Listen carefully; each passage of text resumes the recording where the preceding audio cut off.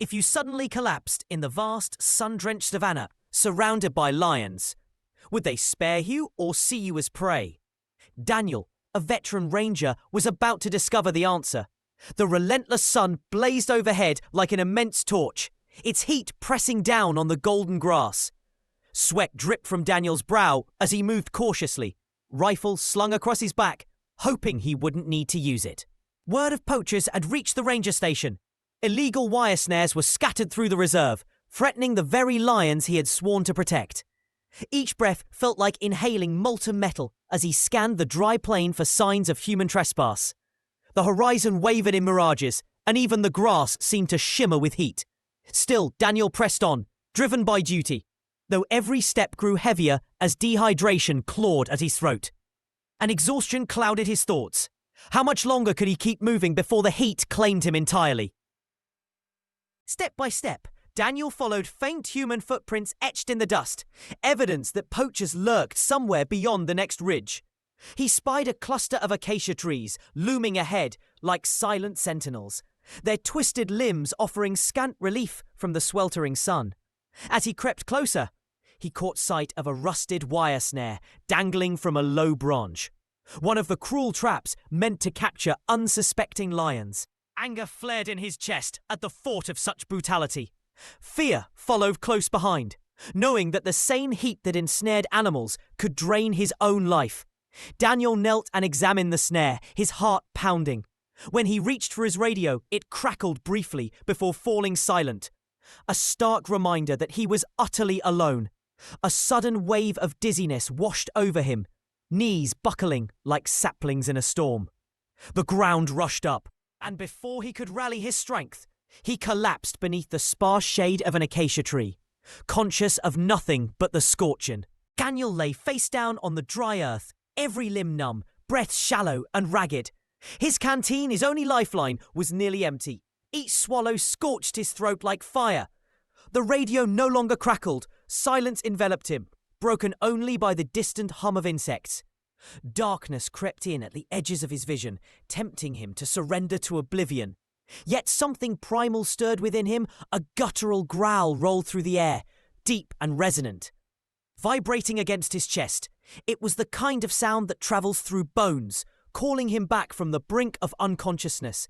His eyelids fluttered open, revealing a world bathed in gold and shadow. Shapes moved in slow, deliberate arcs, a pride of tawny lions shimmering in the fading light. Only feet from him stood a massive male lion, his dark mane like a regal crown, eyes burning amber as if twin suns reflected on the plains. Beside him, a lioness crouched protectively, muscles coiled and ready. Her gaze fixed on Daniel with a strange intensity. A small cub peeked from behind her, trembling yet curious. Daniel's heart pounded in terror. His body, however, felt like stone, paralyzed, unwilling to move. He instinctively braced for an attack, expecting claws or jaws to descend upon him at any moment. Instead, the male lion stepped closer, sniffed the air, and released a soft huff through his nostrils. The lioness mirrored him, then settled onto her haunches beside her cub. As though claiming Daniel was safe. They were not predators poised to strike, they were guardians watching vigilantly. Confusion and relief collided in Daniel's chest, but exhaustion clouded his mind once more, and he drifted back toward unconsciousness, heartsick with wonder. What strange mercy had brought these wild creatures to his side? A memory, fragile yet vivid, flickered into Daniel's awareness, one from years earlier, in this very reserve. He had been a Green Ranger then, eager but untested. One afternoon, he heard desperate cries echoing through the brush. Racing toward the sound, he found a tiny lion cub caught in a cruel wire snare beneath a thorny shrub. The cub shook like a leaf, golden fur matted with sweat, eyes wide with terror. Nearby, its mother roared in anguish, pacing like a caged beast. Daniel's heart hammered. One wrong move could provoke the mother's wrath. He raised his hands slowly, keeping his rifle slung behind his back to show no threat as he knelt before the trapped cub. Hands trembling, he worked a small knife through rusted loops, each scrape of metal against metal sounding like a funeral bell. When the last ring of wire fell away, the cub stumbled to its feet, and nuzzled its mother as she approached, powerful, yet gentle. Their eyes met Daniel's, and in that instant there was no anger, only solemn understanding. A fragile bond formed then, delicate as a spider's web glinting in the morning mist. It seemed impossible that this small act of compassion could ripple years later to save his own life. But as his vision blurred, Daniel wondered.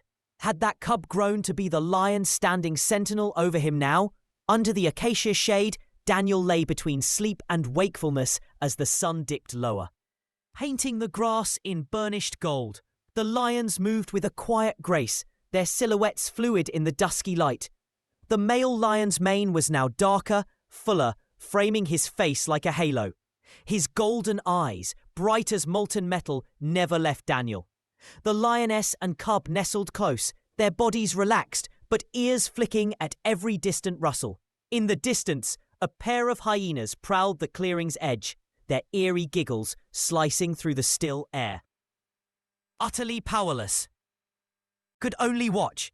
Then, from the male lion's throat came a deep, echoing growl, a command rolling through the twilight. The hyenas slunk away, tails chucked in deference. Daniel felt a surge of awe ripple through him. He was no longer alone. He was under the guardianship of these majestic creatures. The realization washed over him that he was safer now than he had been in hours, even as his body weakened further. With that comfort, he drifted into an uneasy sleep, wrapped in the lion's protective vigil. Back at the ranger station, unease spread like wildfire. The sun had long risen without a check-in from Daniel. Every moment that ticked by increased the risk of poachers, dehydration, or a predator's deadly embrace. Mark, Daniel's closest friend and fellow ranger, refused to wait. Gripping rifles and leading tracking dogs, he organized a search party. Their urgency beat through the air like thunder as they scoured the dry grasslands for any sign of Daniel. Hours passed beneath the merciless sun until one of the rangers spotted footprints leading toward a lone acacia tree.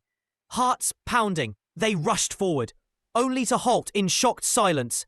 A pride of lions stood nearby, their golden eyes gleaming, bodies poised like statues. Mart's hand tightened on his rifle. Had the lions found Daniel? Or worse, had they claimed him? Then, to his astonishment, the massive male lion, Kono, shifted and glanced toward the tree as if beckoning them. Mark's pulse hammered as he motioned the others to follow Kono's silent direction. They moved hesitantly, dread and hope warring as they neared the tree. There, crumpled on the ground, lay Daniel. Mark dropped to his knees and pressed 2 fingers to Daniel's throat, weak but unmistakably pulsing. Relief exploded in Mark's chest as he shouted to the team, "He's alive!" Would his friend truly be saved at last? The rangers hoisted Daniel onto a stretcher, each movement careful under the lion's watchful gaze. Kono took a deliberate step forward. Mark froze, heart in his throat. Would the lion cross the line? Instead, Kono exhaled a low huff, a breath that seemed to say, "Go." The rest of the pride lingered at the clearing's edge, eyes fixed on the rescue party, until the last ranger disappeared down the path. Daniel stirred as the hum of a rescue vehicle engine and the murmur of voices drew him from the fog of unconsciousness. He blinked against the bright light, his body aching, throat as dry as desert sand. Mark's relieved face hovered above him. "We thought we lost you," Mark said, voice thick with emotion. Daniel's gaze drifted to the golden savanna beyond the window, and he whispered, "The lions! They didn't hurt me." Mark exchanged stunned glances with the other rangers. "They protected you," one murmured. Daniel closed his eyes, the memory of collapsing under the acacia, the growl that saved him, and the guardian eyes watching over washing through his mind. His mission to protect the lions had come full circle. Now it was the lions who had shielded him. How could such an unspoken bond exist between man and beast, forged by compassion and destiny? Weeks later, Daniel stood at the edge of a rocky outcrop, the savanna stretching in every direction like an endless sea of gold. His body had healed, but his heart remained tender, pulsing with gratitude and wonder. As the sun dipped low, painting the sky in streaks of orange and pink, he saw Kono standing on a distant rock, mane dark flames in the breeze. Their eyes met across the vast plain, and in that moment, Daniel felt the weight of their shared history. He lifted a hand, not with weapon raised, but in a gesture of simple thanks, and Conno responded with a low, rumbling call that echoed across the land like a promise. Daniel realised then that life in the wild was unpredictable. Saviours could wear faces of fierce predators. And acts of compassion could echo across years in ways no one could foresee. Fear transformed into trust, enemies became protectors, and the line between hunter and guardian blurred by fate. Turning to descend back to the ranger outpost, Daniel felt not relief but connection to something vast, timeless and alive. As his feet sank into the dusty path, a final roar rose in the distance, a reminder that their bond, born in dust and danger, would never fade.